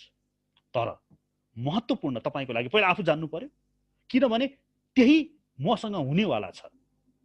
तपाईले स्वर्ग नरक हुँदैन, अन्य लोक हुँदैन, कृष्ण छैन भन्दैमा असत्य सत्य हुने अथवा सत्य असत्य हुने होइन क्यारे। यो पृथ्वी त च्याप्टो छ भनेर 300 वर्षसम्म सबै समस्त युरोपले मानेर बसेको थियो। तर मान्दैमा त्यतिखेर पृथ्वी च्याप्टो त थिएन क्यारे, गोलै थियो। तपाईले मान्ने नमान्नेमा सत्य चल्दैन, सत्य त सत्य नै हुन्छ। तसर्थ यहाँ आफ्नो आत्मालाई, आत्मा अर्थात् आत्माको उद्धार गर्नको लागि मनको प्रयोग गर। किनभने मन भनेको यी 10 इन्द्रियहरूको राजा हो, लगाम हो। र लगाम यसरी समात कि घोडा अगाडि बढुन्। यो इन्द्रिय रूपी रथ जुन छ टक टक टक टक टक गर्दै अगाडि बढोस्। यो घोडा उता गयो भने त्यसलाई लगामले तानिहाल्ने, यो आँखा उता गयो भने, नाक उता गयो भने त्यसलाई लगामले तानिहाल्ने, यो मन रूपी लगामले। यसरी यो घोडालाई, यो रथ रूपीलाई अगाडि कृष्णतिर लानु पर्यो भनेर भगवानले भन्नुहुन्छ। र जसले लगामलाई राम्रोसँग समात्यो पक्कै पनि त्यो घोडा रथ त अगाडि बढ्छ। तर त्यो घोडा उता गयो, अर्को घोडा उता गयो त त्यो रथ त उल्टिन्छ। अनि रथ उल्टिनु भन्नेको मतलब त्यो लगाम राम्रोसँग समातेन भने, त्यो लगाम नै राम्रोसँग समात्यो भने मित्र हो, राम्रोसँग लगामले नियन्त्रण गरेन भने त्यो दुश्मन हो। यति साधारण कुरा छ। त्यसपछि भगवानले अगाडि भन्नुहुन्छ, जितात्मनः प्रशान्तस्य परमात्मा समाहितः शीतोष्ण सुख दुखेषु मानवमानयो। अनि जसले त्यो मन रूपी लगामलाई बुद्धिको सहायताले नियन्त्रण गरिसकेको छ। मन नियन्त्रण हुनु भनेकै 10 इन्द्रिय नियन्त्रण हुनु हो। त्यो व्यक्तिको आचरण कस्तो हुन्छ त भन्दा, जितात्मनः, जसले मनलाई जितेको छ, प्रशान्तस्य परमात्मा समाहितः, उ शान्त हुन्छ अरे। तपाईले एकचोटि आँखा चिम्म गरेर यो 9 द्वारको शरीरभित्र बसेर एकछिन बस्नुहोस् त। कति अशान्त छ हाम्रो चित्त, दुनियाँभरको सोचाइ आइरहेको छ। लकडाउन भयो, मेरो भाडाको पैसा उठेन, अथवा जो भाडामा बस्नुहुन्छ म कसरी तिरौँ, मेरो छोराको स्कुल बिग्रेको छ, कोरोनाले मेरो छोरा छोरीलाई लाग्ला कि मलाई लाग्ला कि, यो दुनियाँ, यो चित्त अशान्त छ। तर त्यहाँभित्र बसेपछि जब मनलाई हटाउनुहुन्छ यो सब संसारिकताबाट बाहिर, अनि त्यो के हुन्छ, प्रशान्तस्य, जितात्मन, जसले मनलाई जितेको छ नि यो चञ्चलताबाट, ऊ अब शान्त हुन्छ अरे। अनि परमात्मा समाहित, अनि त्यो परमात्मामा समाहित हुने क्यापेबिलिटी त्यसले प्राप्त गर्दछ र समाहित पनि हुन्छ अरे। शीतोष्ण सुख दुखेषु मान अपमान यो। अब त्यसलाई कस्तो क्यारेक्टरिस्टिक, त्यसको कस्तो गुण हुन्छ भने शीतोष्ण सुख दुखेषु, सुख दुःखमा, गर्मी जाडोमा त्यो एक हुन्छ। यसको बारेमा हामीले हिजो पनि चर्चा गर्यौं। यो सुख दुःख, दिन रात, राम्रो नराम्रो, यी सबै सापेक्षिक वस्तुहरू हुन्। यसको आफ्नै धरातलमा, निरपेक्ष धरातलमा यसको कुनै परिभाषा नै छैन। यो सबै सापेक्षिक वस्तु हो। तपाईको लागि नै त्यो वस्तु अहिले सुखको हुन सक्छ भने त्यही वस्तु अर्कोको लागि दुःखदायी नै हुन सक्छ। मानौ एउटा रक्सीको बोतल एउटा जनालाई दिइएको खण्डमा त्यसको लागि सुखदायी नै हुन्छ, आहा भनेर नाच्छ त्यो। त्यही रक्सीको बोतल, त्यही वस्तु लगेर एउटा वैष्णवलाई दिइयो भने त्यो 15 फिट पर भाग्छ, त्यसको लागि दुःखदायी नै भयो। वस्तु त्यही छ, तर एउटालाई सुख छ, एउटालाई दुःख छ। अर्थात् सुख दुःख भनेको त के हो भने हाम्रो चित्तले अहिले कुन देश काल पत्रमा छ, कुन देशमा छ, त्यसको बाहिरी वातावरण कस्तो छ, काल कुन कालमा छ त्यो, र पत्र कस्तो छ, त्यसको अवस्था कस्तो छ, यसको अनुसार त्यसले तत्क्षण अनुभव गर्ने मात्रै हो। त्यही व्यक्तिको देशकाल पत्र अर्कै बनाइदिएको खण्डमा त्यसलाई त्यही वस्तुले दुःख दिन पनि सक्छ। उदाहरणको लागि बालक हुँदाखेरि तपाईलाई त्यही वस्तु, खेलौनाहरू मन पर्थ्यो होला, त्यतिखेर देशकाल पत्र अर्कै थियो, अहिले तपाईलाई ती चीजहरू मन पर्दैन भने योगीहरूलाई, महात्माहरूलाई गएर हेर्नुहोस्, उनीहरूलाई फेरि तपाईलाई मन परेको कुरो मन पर्दैन। वृन्दावनमा गएर एकजना सच्चा योगीलाई, साधुलाई, महात्मालाई गएर भन्नुहोस्, जाउँ काठमाडौँ जाउँ, म तपाईलाई 5 लाखको तलब दिन्छु, ब्याङ्कको सीओको तलब दिन्छु, गाडी, नोकर चाकर, क्वार्टर दिन्छु, आउनु पर्यो भन्यो भने उसले के भन्ला? जुन कुराको पछि तपाईँ दौडिनुहुन्छ, सुख सम्झिनुहुन्छ, उसले त त्यसलाई माया माया माया माया भयो भयो जाऊ, तपाईलाई गहत्याएर पठाइदिन्छ उसले। मतलब यो सुख दुःखको कुनै निश्चित परिभाषा हुँदैन। तसर्थ जसले मनलाई जितेको छ त्यसले यो सबै बुझिसकेको हुन्छ र उसलाई सुख दुःख, शीतोष्ण सुख दुखेषु मान अपमानले उसलाई छुँदैन। के को मान, के को अपमान? मान अपमान त त्यो व्यक्तिको कस्तो चित्त हो त्यसको आधारमा हो। एउटा प्रश्न थियो नि, यो पेन्सिल, सिसा कलम सानो छ कि ठुलो छ? यसको अगाडि यो भन्दा ठुलो सिसा कलम राखिदियो भने यो सानो छ, यो भन्दा सानो सिसा कलम राखिदियो भने यो ठुलो छ। अर्थात् तपाईको मान तपाईभन्दा कम चेतनाका व्यक्तिको अगाडि स्वतः उसले तपाईलाई मान गर्छ, तपाईभन्दा ठूला चेतनाका व्यक्तिले तपाईलाई मान नगर्दा पनि सक्छ। तसर्थ मान अपमानमा ठूलो बन्ने, सानो बन्ने, यसको के अर्थ रह्यो? आफ्नो आर्जित ज्ञान र आत्मानुभूतिका गुणद्वारा पूर्णतया सन्तुष्ट रहने र आत्मसाक्षात्कार गरेको व्यक्ति नै योगी मानिन्छ। त्यस्तो व्यक्ति आत्मसंयमी र अध्यात्ममा अवस्थित हुन्छ। उसले ढुङ्गो, माटो वा सुन जे भए पनि सबैलाई समान देख्छ। अर्थात् ढुङ्गो, माटो, सुन, उसले त्यसमा भ्यालु के देख्ला र? अघिकै उदाहरण यसमा लगाउन सकिन्छ। बालक हुँदाखेरि तपाईलाई सुनको मतलब थिएन होला जति एउटा सानो खेल्ने हवाईजहाजको थियो। तरुण हुँदाखेरि तपाईलाई सुनको मतलब रह्यो होला भने त्यो वृन्दावनको त्यो बाबाजीलाई, महात्मालाई, जसको आध्यात्मिक चेतना तपाईभन्दा माथि छ, उसको लागि त्यो सुनको मतलब रहँदैन। तसर्थ यो वस्तुपिच्छे जसको भ्यालु परिवर्तन हुन्छ त्यसप्रति आसक्त रहनु यो अज्ञानताको सूचक हो। र ज्ञानी व्यक्ति यसरी ढुङ्गा, माटो वा सुनको महत्त्वदेखि पर रहन्छ। उसले यसमा समान देख्दछ, किनभने यी कुराहरू उसले न लिएर आएको थियो न लिएर जाने हो। ऊ खाली हात आएको थियो, खाली हात लिएर जाने हो। उसले लिएर जाने के हो? दया, माया, प्रेम, अहिंसा, तपाईको काम, क्रोध, लोभ, मोह, इच्छा, राग, द्वेष, यी अन्तर्हृदयका वस्तुहरू तपाईले लिएर जानुहुन्छ। र यो कुरा बटुल्न हामी यहाँ आएका हौं, आफ्नो चेतना अभिवृद्धि गर्न आएका हौं। हामी झिङ्गा थियौं भने मौरीको चेतनामा जानको लागि, आफूले आफूलाई अभिवृद्धि गर्नको लागि यस भूधरातलमा हामीले प्राकट गराइएको हो हामीलाई। र बुद्धिमान व्यक्ति त्यही बटुल्नतिर लाग्दछ जसलाई बटुल्न उसलाई प्रेरित गरिएको छ, जसलाई बटुल्न उसलाई ईश्वरले निर्देशन दिनुभएको छ। मानिस जब निष्कपट हितैषीहरू, प्रिय मित्रहरू, तटस्थहरू, मध्यस्थहरू, ईर्ष्यालुहरू, शत्रु तथा मित्रहरू अनि पुण्यात्म तथा पापीहरूप्रति पनि समान भावले हेर्न थाल्दछ, त्यस समय उसलाई विशिष्ट मानिन्छ। अवश्य पनि शत्रु र मित्रको परिभाषा अब ज्ञानी व्यक्तिको लागि के नै रह्यो? शत्रु किन हुन्छ व्यक्ति? आजकल जति पनि लडाईँ झगडा हुन्छ त्यसको पछाडि कि त स्त्री हुन्छ, कि त जमिन हुन्छ, कि त धन हुन्छ। यस बाहेक अरू कुनै कुरामा झगडा हुँदैन भने यी तीनै वस्तुलाई उसले आफ्नो आत्मा साक्षात्कारको बाटोको बाधक मानिसकेको छ भने उसले यी तीनै चीजमा मिथ्या आरोप खण्डित त गर्दैन नि।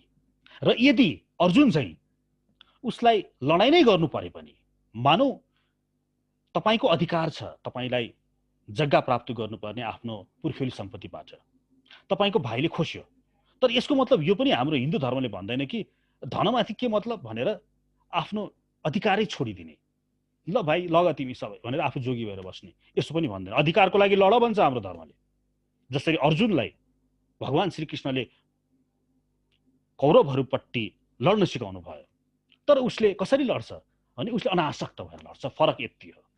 सांसारिक व्यक्तिले त्यो सम्पत्ति तैँले दिनस् भन्दै मनमा राग र देश लिएर खुकुरीले काट्दिउँला भन्दै झगडा गर्छ भने एउटा आध्यात्मिक व्यक्तिले बस आफ्नो अधिकार, मेरो कर्तव्य हो, मेरो यो अधिकारको कुरो हो भनेर उसले लड्छ। तर यहाँ एउटा कुरा मलाई जोड्न मन लाग्यो।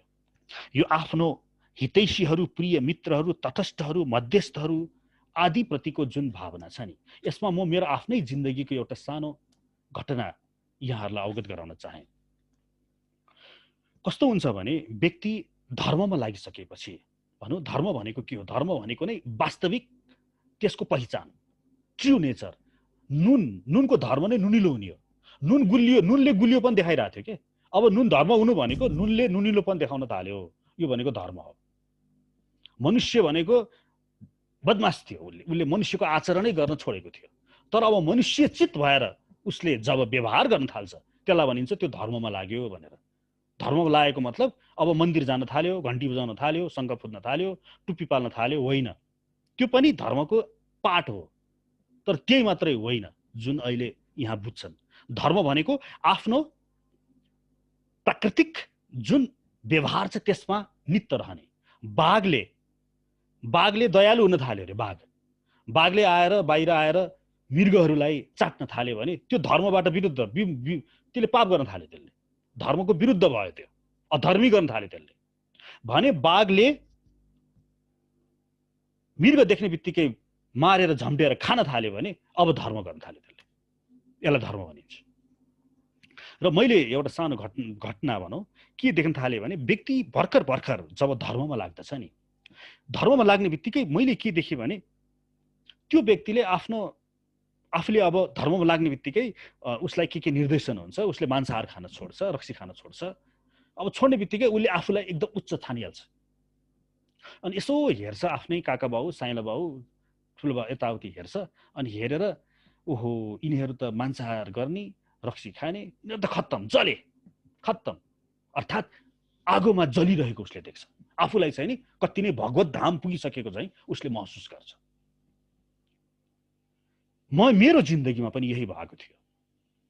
भर्खर 12-15 वर्ष अगाडि म धर्म गर्छु, अब त म कृष्णको बाटोमा लाग्छु भनेर जब मैले अथोट गरेँ, सुरुमा थाहा त थिएन, धेरै ज्ञान थिएन, र यसरी नै मांसाहार छोडियो, लसुन प्याज छोडियो, जुवा तास सबै छोडियो। अनि छोडेपछि तर घरमा त सबै त्यस्तो त हुँदैन। अनि आफ्नै काका बाउलाई मैले नरकमा जलेको चाहिँ त्यस्तो देख्न थालेँ। त्यही मेरो घरकै छेउमा यहाँ एकजना हरिदाईहरू हुनुहुन्छ, उहाँहरू मासु बेच्नुहुन्छ। म पहिला धर्ममा लाग्नुभन्दा पहिला उनीहरूसँग त्यो उहाँ मासु बेच्ने उहाँहरूकोसँग म जान्थेँ, त्यहाँ हाँसी ठट्टा गर्थेँ, मजा गर्थेँ, खेल्थेँ, आफ्नो नातेदारका जान्थेँ। तर धर्ममा लागेपछि मैले के सोचेँ, यिनीहरू सबै पापी, म जानै छोडिदिएँ। यस्तै चल्यो। तर मैले पछि सोचेँ आफ्नो मनमा, म धर्ममा लागेँ कि पापमा लागेँ? मैले पहिला बरु यिनीहरूसँग ठट्टा गर्थेँ, हाँस्थेँ, सबैसँग रमाउँथेँ। अहिले यिनीहरूलाई घृणा गर्न, द्वेष गर्न थालेको छु। घृणा र देश छातीमा राखेको यो धर्म हो? यो त पाप भयो। झन् म खसेछु त, झन् पो खसेछु भन्ने बोध गरेँ मैले। त्यसपछि मैले तुरुन्तै यो छोडिदिएँ, शास्त्रमा गएर पल्टाएँ। शास्त्रले त के लेखेको रहेछ भने, मांसाहार गर्ने व्यक्तिलाई होइन, मांसाहार गर्ने प्रवृत्तिलाई घृणा गर्नु भनेर लेखेको रहेछ। चोरी गर्ने व्यक्तिलाई होइन, चोरी गर्ने प्रवृत्तिलाई, जाँड रक्सी चुरोट खाने व्यक्तिलाई होइन। त्यो त बिचारा भगवान श्री कृष्णको अंश हो, उसले नचाहिने कामहरू गरिरहेछ, उसलाई सम्झाउने हो, त्यो पनि मौका हेरेर।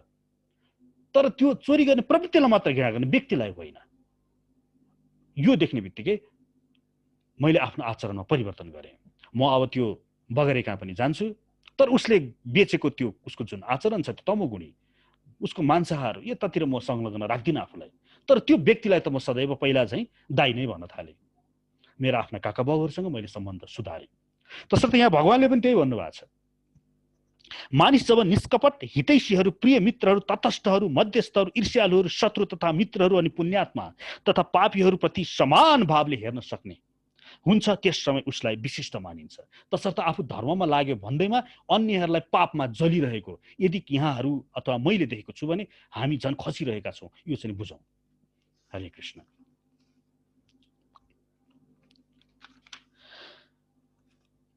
योगीले सधैँ आफ्नो शरीर, मन तथा आत्मालाई परमेश्वरमा लगाउनु पर्दछ। एकान्त स्थानमा एक्लै बस्नु पर्दछ र सधैँ सावधानीपूर्वक आफ्नो मनलाई बसमा राख्नु पर्दछ र साथै समस्त इच्छाहरू र स्वामित्व भावबाट पनि मुक्त हुनु पर्दछ। यसको बारेमा हामीले विवेचन गरिरहेका छौँ। भगवानले यही कुरा बारम्बार अर्जुनलाई स्ट्रेस दिएर यसकारण भनिरहनु भएको छ कि यही नै पूर्णतम सत्य हो। कुनै पनि वस्तुप्रति आसक्ति नराखिकन कृष्णसँग सम्बन्धित हरेक वस्तु कृष्णका लागि स्वीकार गर्ने व्यक्तिलाई नै वास्तवमा परिग्रह भन्दा माथि रहेको मानिन्छ। अर्कातिर बिना ज्ञान कृष्णसँग सम्बन्धित हरेक वस्तुलाई त्याग्ने व्यक्ति पूर्ण त्यागी वा पूर्ण वैरागी मानिँदैन। कृष्ण परमदेव हुनुहुन्छ भनेर बुझेर म त कृष्णतिर लाग्छु भनेर त्यसरी त्याग गर्ने व्यक्ति पो त्यागी। तर आजकल कृष्णलाई बुझेकै छैन। उसले उसलाई कृष्णलाई भन्दा पनि त्याग गर्नुपर्छ है मात्र बुझेको छ। यसरी त्यागको लागि त्याग गर्ने एउटा हुन्छ, एउटा बुझेर कृष्ण परम तत्त्व बुझेर मलाई कृष्णतिर जानु छ है यस कारण भन्दै त्याग गर्ने अर्का व्यक्ति हुनुहुन्छ। त्यसो प्रभुपादले यहाँ भन्नुहुन्छ परम तत्त्व बुझेर के को लागि त श्री हरिको निर्देशन बुझेर त्याग गर्ने, यो चाहिँ नि गर्नु पर्यो। कृष्ण भावना भावित व्यक्तिले हरेक वस्तु कृष्णकै हो भन्ने कुरा राम्रोसँग बुझेको हुन्छ र यसरी ऊ व्यक्तिगत स्वामित्व भावबाट सधैँ मुक्त हुन्छ। यो मेरो घर, मेरो जग्गा, यो व्यक्तिगत होइन, सबै कृष्णको हो। हामी त यहाँ नोकरी गर्दछौँ यस विश्व ब्रह्माण्ड जुन श्रीहरिको हो। कृष्ण भावनामा अनुकूल हुने वस्तुलाई कसरी स्वीकार्नु पर्दछ र कृष्ण भावनाका प्रतिकूल वस्तुलाई कसरी त्याग्नु पर्दछ भन्ने कुरा उसले बुझेको हुन्छ। त्यस्तो व्यक्ति आफ्नो दिव्यताले भौतिक वस्तुहरूको स्वर्गबाट, भौतिक वस्तुहरूको संसर्गबाट सधैँ टाढा रहन्छ। कृष्ण भावना शून्य व्यक्तिहरूको संगतमा बस्नुभन्दा बरु सधैँ एक्लै बस्न उसलाई मन पर्दछ। तसर्थ कृष्ण भावनामा रहने व्यक्ति नै पूर्ण योगी हो। हरे कृष्ण। हाम्रो निर्धारित समय समाप्त भएको छ। आजलाई यही सम्ममा स्टप गर्दै भोलि पुनः हामी सुरु गर्नेछौँ र हाम्रो अब दोस्रो राउन्ड प्रश्न उत्तर राउन्डमा हामी प्रवेश गरौँ। हरे कृष्ण।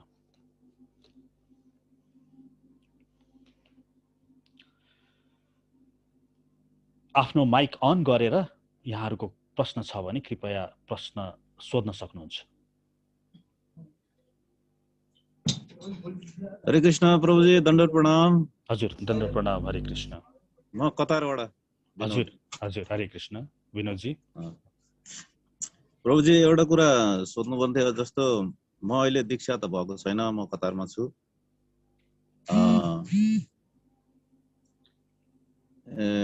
मैले यो अहिले मलाई करिब 2 महिना पहिला म कोभिडको पोजिटिभ बिमारी भएँ।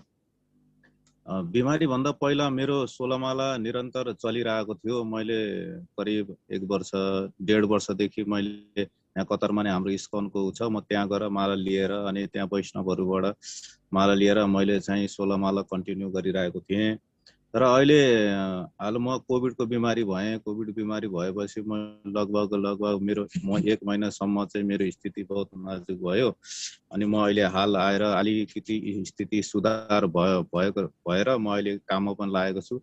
र अहिले हाल मेरो काम पनि अलि बिजी छ। अनि त्यसपछि मैले सोलमालाको लागि टाइम दिन सकेको छैन र अहिले मेरो अब दिनमा त्यही 5 माला 6 माला चाहिँ मैले अनि त्यसलाई फेरि गर्ने चाहिँ कोसिस गरिरहेको छु क्या। त्यो 16 माला चाहिँ मेरो घट्यो। त्यस कारणले यसमा के दोष हुन्छ कि के पाप हुन्छ कि अथवा के कस्तो गर्दा ठिक होला प्रभुजी? हरे कृष्ण। हरे कृष्ण। दुईटा श्लोक भगवत गीताको दुईटा श्लोकहरू महत्त्वपूर्ण छन् तपाईको उत्तर दिनको लागि। पहिलो कुरा त यसमा दोष हुन्छ कि हुँदैन? भगवानले के भन्नुहुन्छ भने सम अहम सर्वभूतेषु न मे देष्यु अस्ति न प्रियः ये भजन्ति तुमां भक्त्या मयि तेषु चापि अहम। गीता 9:29। म सबैतिर सबैसँग सम छु, चाहे मेरो भजन गरोस् चाहे नगरोस् मलाई मतलब छैन। तर जसले मेरो भजन गर्दछ म पनि त्यसलाई विशेष कृपा गर्छु। अनि अगाडि भन्नुहुन्छ अपिचेत सुदुराचारो भजति मामनन्य भाग साधुरेव समन्तव्यः सम्यक विविष्टो ईशः क्षिप्रम भवति धर्मात्मा शाश्वत शान्ति निगच्छति कौन्तेह प्रतिजानीहि न मे भक्तः प्रणश्यति। यसमा यो कौन्तेह प्रतिजानीहि, हे कुन्ती पुत्र अर्जुन तिमी बुझ, न मे भक्तः प्रणश्यति, चाहे मेरो भक्त अपिचेत सुदुराचार नै किन नहोस् त्यसलाई पनि भक्त नै मान्नु है रे, जसले मेरो भक्त गरिसकेको छ, भक्ति गरिसकेको छ। सुदुराचार बदमासै भए पनि मेरो भक्तिमा मेरो शरणमा आइसकेको व्यक्ति हे कुन्ती पुत्र अर्जुन कहिले पनि त्यो खस्दैन। तसर्थ तपाईँ यो केही दिन छुट्दैमा अब भगवानले तपाईले भगवानको साथ छोडे पनि अब कृष्णले तपाईले समात्नुहुन्छ समात्नुहुन्छ। त्यस्ता छन् हाम्रो काले चान्चुने होइन। उनी त समातेपछि समातै हो, स्पष्ट हो त्यो भगवानले ठोकुवा गरेर भन्नुभएको छ। भने अब तपाईले पनि त केही गत गर्नु पर्यो। भगवानले गीताको 7:14 भन्नुहुन्छ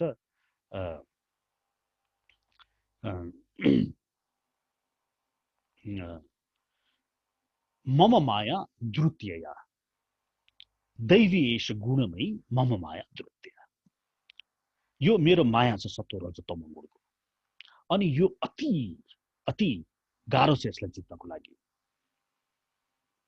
मामेव ये प्रपद्यन्ते माया एताम तरन्ति, जसले मेरो संरक्षण लिन्छ, जसले मेरो अनुगत स्वीकार गर्दछ त्यसले मात्र यो मायाले जित्न सक्छ। तसर्थ यो श्लोक हेर्दाखेरि के देखिन्छ भने अब तपाईको छुट्ने बित्तिकै कस्तो हुन्छ नि, यो माया हावी भइहाल्छ क्या।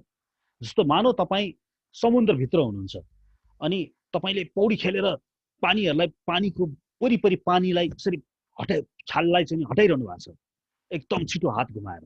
हात छोड्ने बित्तिकै त्यो पानी घप्प आइहाल्छ। यस्तो यो मायाको गुम्बद छ के।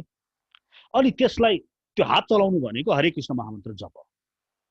तपाईले जप छोड्ने बित्तिकै, हरे कृष्ण महामन्त्र जप छोड्ने बित्तिकै मायाले समातिहाल्छ। अनि फेरि तपाईँ संसारिकतामा रमाउन थाल्ने, इन्द्रिय तृप्ति गर्न खोज्ने यस्तो मन आकाङ्क्षा भइरहन्छ। अब तपाईलाई अहिले तर पश्चाताप भयो नि।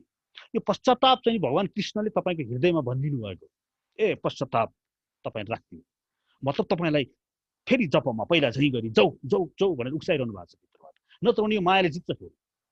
त्यो पश्चाताप ल्याइदिनु नै भगवानले के भन्नु भने नमे भक्तः प्रणश्यति। यो पश्चाताप तपाईलाई अब सधैँ आउँछ। तसर्थ अब जे भयो पुनः आफ्नो मालाको रुटिनमा सकेसम्म चाँडै आउनु हुन आग्रह गर्दछु। हरे कृष्ण। हरि बोल। अरू केही प्रश्न छ भने यहाँहरू प्रश्न गर्न सक्नुहुन्छ।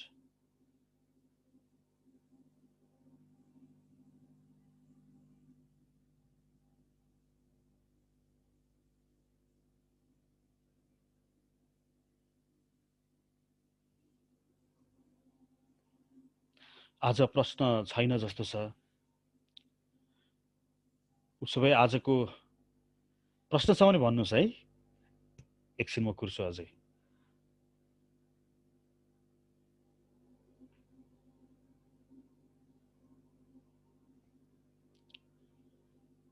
हस् त, उसो भए आजको हाम्रो यो नियमित सत्सङ्ग यही बिट मारौँ।